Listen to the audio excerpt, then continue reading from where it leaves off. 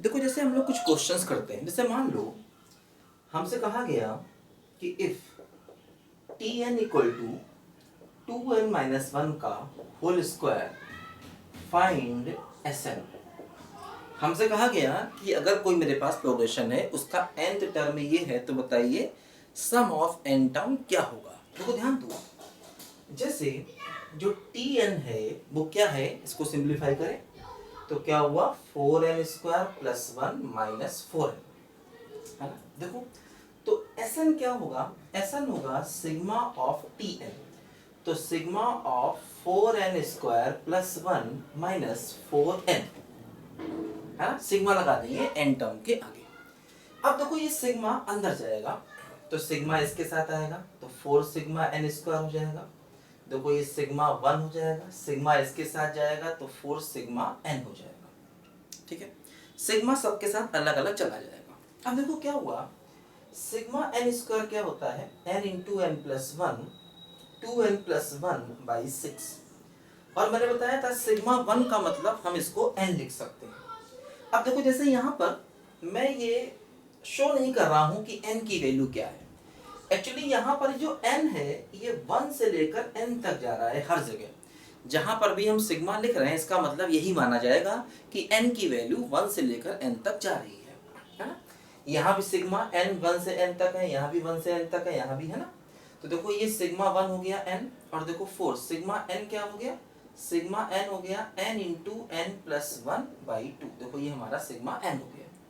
ठीक है, तो देखो हर जगह जहां भी हम सिग्मा लिख रहे हैं इसका मतलब सिग्मा की जो n है वो 1 से n तक जा रहा है। देखो ध्यान दो, अगर हम n को कॉमन ले लेंगे देखो ये आ जाएगा 2/3 n + 1 और 2n + 1 और +1 माइनस, देखो n कॉमन ले लिया तो 2 × n + 1 हो गया। ध्यान दो, है ना।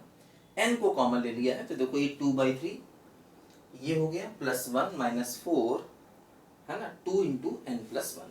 इसको हम सिंप्लीफाई कर लेंगे तो हमें अपने क्वेश्चन का आंसर मिल जाएगा। देखो जैसे कि मान लीजिए हमें ऐसा क्वेश्चन दिया जाए कि इफ Tn इक्वल टू, है ना, n + 3 की power n find Sn।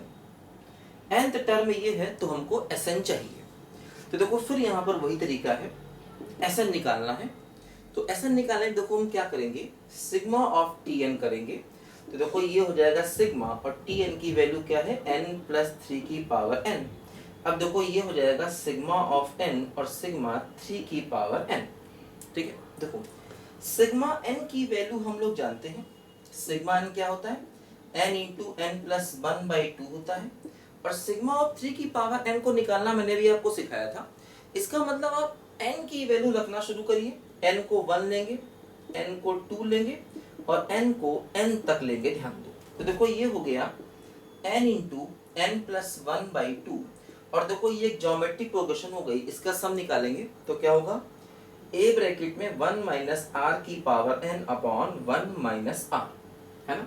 n की वैल्यू रखेंगे क्योंकि देखो ये हर जगह सिग्मा जब हम लिख रहे हैं तो इसका मतलब n वेरी कर रहा है 1 से लेकर n तक, एक ही बात है।